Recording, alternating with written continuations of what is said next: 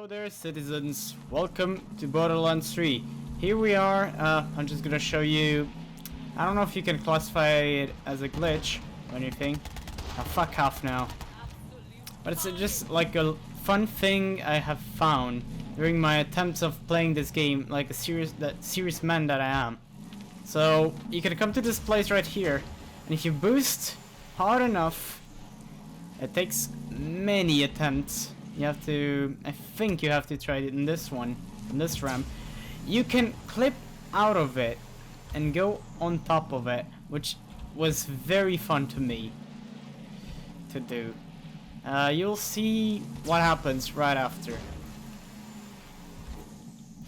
To reach this place, there's an invisible wall you can go on, and I find it just amusing.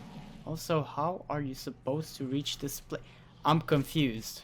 I'm legitimately confused. Anyways, let's... Oh, I kinda messed that up.